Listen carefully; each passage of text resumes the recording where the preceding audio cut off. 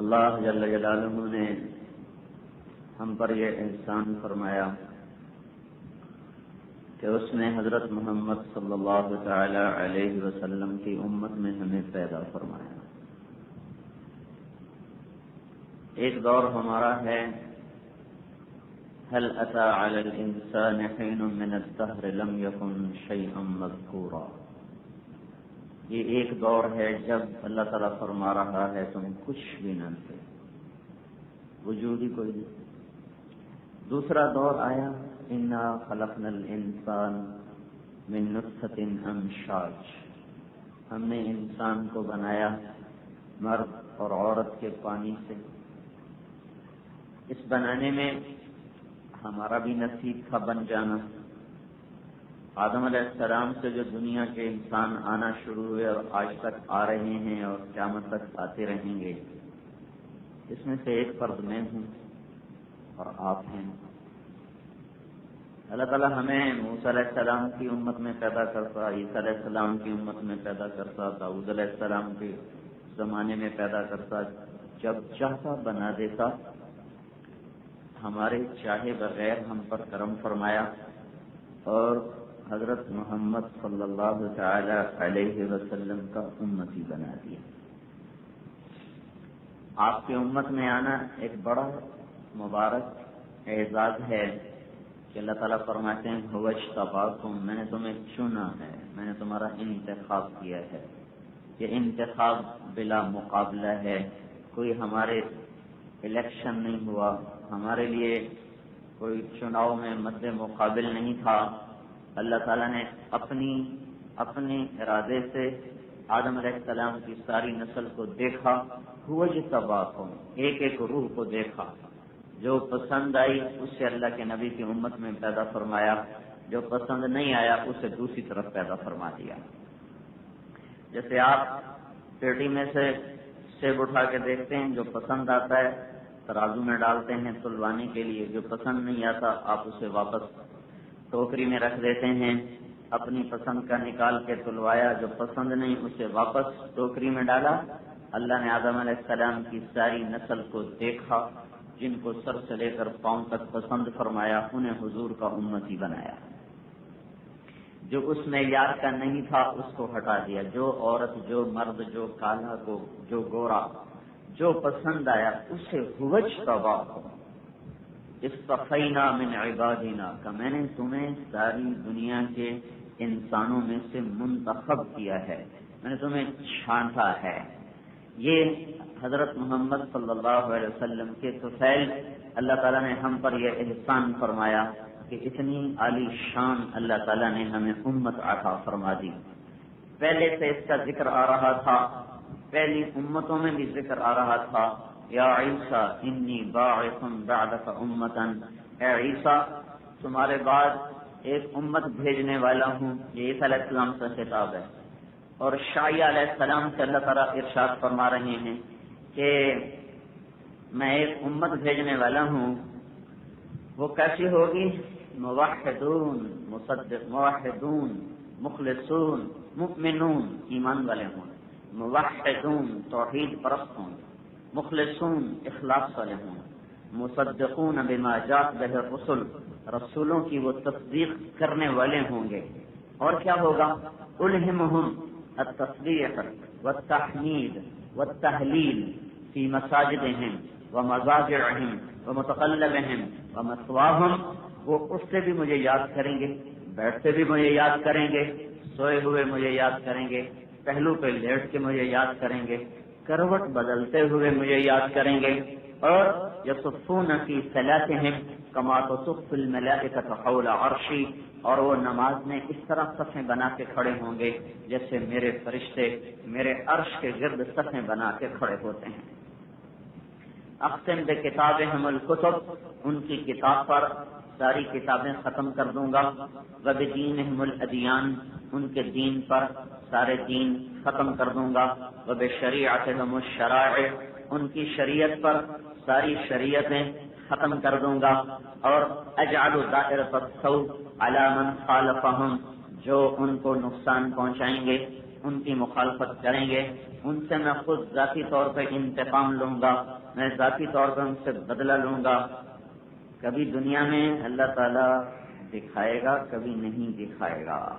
کبھی اہل ایمان کو برباد کرنے والوں کو اللہ کچھ بھی نہیں کہے گا، وہ زندناتے ہوئے ظلم کرتے ہوئے دنیا سے اٹھ جائیں گے، ان کو کوئی کچھ نہیں کہے گا۔ اس کا مطلب یہ نہیں کہ اللہ کی بات غلط ہو گئی، اصل فیصلہ تو اللہ نے موت کے بعد رکھا ہے۔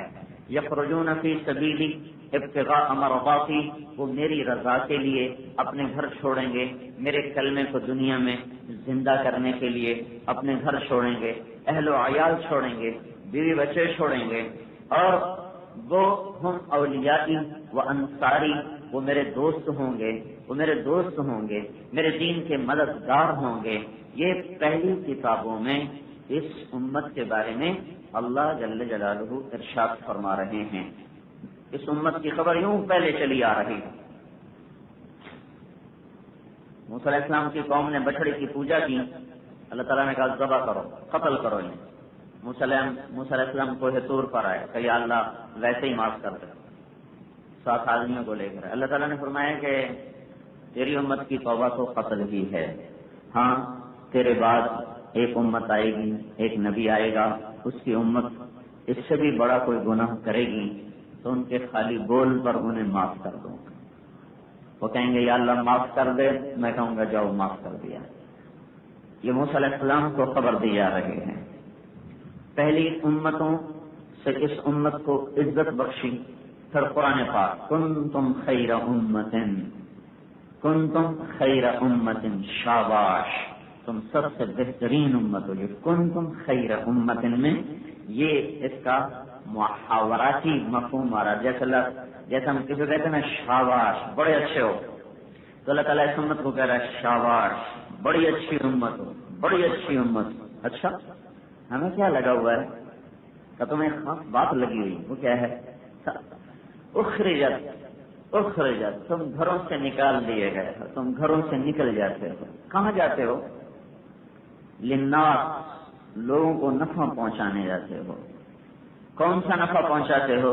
تأمرون بالمعروف، تم ان کو ایمان کی دعوت دیتے ہو۔ وتنہون عن المنکر، تم انہیں کفر و شرک سے ہٹاتے ہو۔ وتؤمنون باللہ، اور اللہ پر ایمان لاتے ہو۔ یہ پہلی امتوں کو بھی اعلان کیا گیا، قرآن پاک میں بھی اس امت کے لیے اس عزت اور سرفرازی کا اعلان کیا گیا کہ بہت اعلیٰ امت ہے۔ یہ سب حضرت محمد صلی اللہ تعالی علیہ وسلم کے اللہ تعالیٰ نے تو فیل اس امت پر بھی کرم فرمایا۔ جیسے کوئی بادشاہ کے گھر میں پیدا ہو جائے تو اس کا تو کمال نہیں، بادشاہی مل گئی۔ ہم اللہ کے نبی کی امت میں پیدا ہوئے، ہمارا کمال نہیں، ہمارے نصیب جاگ اٹھے، ہمارے نصیب جاگ اٹھے کہ اللہ تعالیٰ نے ہمیں اس امت میں پیدا کر کے احسان عظیم کیا اور ایک بہت عظیم الشان ہمیں کام عطا فرمایا۔ ساری دنیا میں اعلان کر دیا گیا ما كان محمد ابا احد من رجالكم ولكن رسول الله وخاتم النبيين وكان الله بكل شيء عليما۔ ساری دنیا میں اعلان کر دیا گیا کہ یہ نبی آخری نبی ہے، اس کے بعد کوئی نبی نہیں ہے۔ یہ قرآن پاک، حدیث پاک۔ مثلی ومثل الانبیاء من قبلی کمثل رجل بنا بیتا فاجملہ واحسنہ الا موضع لبنہ في زاوية فجعل الناس يطوفون به ويعجبون له ويقولون هلا وضعت هذه فأنا اللبنة الأخيرة وأنا خاتم النبيين۔ آپ نے ارشاد فرمایا میری اور مجھ سے پہلے نبیوں کی مثال ایسے ہے جیسے کسی بنانے والے نے بڑا خوبصورت گھر بنایا اور اس کو بہت عالی شان بنایا، ایک کونے میں پتھر نہیں لگایا، سارا گھر مکمل پتھر کی جگہ خالی۔ لوگ گھر کو دیکھتے ہیں تو کہتے ہیں بڑا خوبصورت گھر ہے، بڑا عالی شان گھر ہے، پر یہاں پتھر کیوں نہیں لگایا؟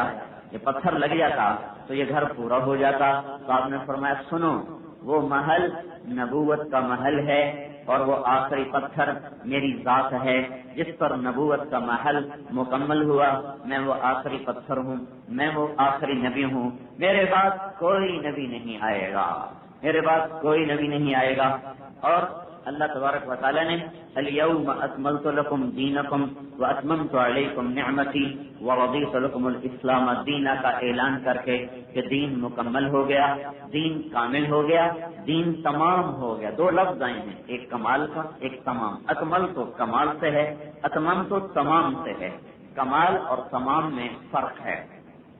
کسی چیز کی صفتیں پوری ہوں تو اس کو کہتے ہیں کامل. ایک بچہ بہت نیک ہو، پاؤں سے لنگڑا ہو، اس کو کامل تو کہہ سکتے ہیں، تمام نہیں کہہ سکتے. کسی چیز کے اجزاء پورے ہوں اور صفتیں پوری نہ ہوں تو اس کو تمام کہتے ہیں، کامل نہیں کہتے.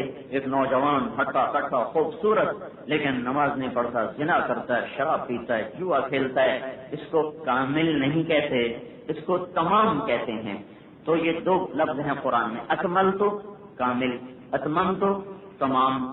اکمل تو کا کیا مطلب کہ اس دین میں تمام صفات قیامت تک کے لیے پوری کر دی گئی ہیں، اس میں کوئی چیز اب گھٹ نہیں سکتی.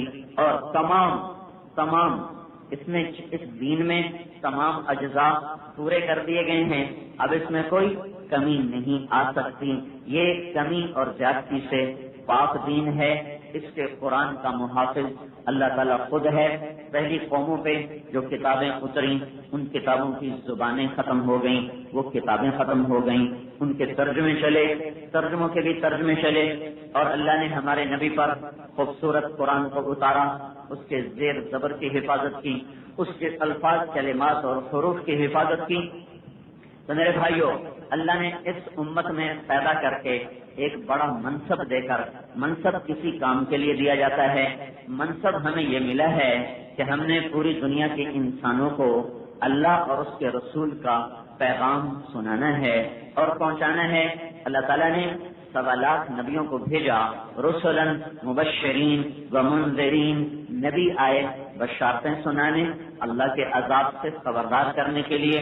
وما ارسلنا من رسول الا نوحی الیہ انہ لا الہ الا انا فاعبدون. تمام نبیوں کو ہم نے اس لیے بھیجا کہ وہ دنیا کے انسانوں کو بتائیں کہ لا الہ الا اللہ، اللہ ایک ہے، اس کی بندگی کرو، اس کی عبادت کرو. اللہ تبارک و تعالیٰ نے ہمارے نبی پاک صلی اللہ علیہ وسلم کو بھی یہی پیغام دے کر بھیجا کہ انما یوحی الی انما الہکم الہ واحد، کہ میرے اوپر بھی یہی وحی اتاری گئی ہے کہ تمہارا اللہ ایک اللہ ہے، تمہارا مالک ایک مالک ہے، اس کی بندگی کرو، اس کی پوجا کرو. یہ پیغام حق پوری دنیا کے انسانوں کو سنانا اور بتانا اللہ تعالیٰ نے اس امت کے ذمہ لگایا. ہمارے نبی پر اللہ تعالیٰ نے نبوت کو کامل کیا، نبوت کا تمام کیا، سارے نبیوں کا سردار بنایا، اور آپ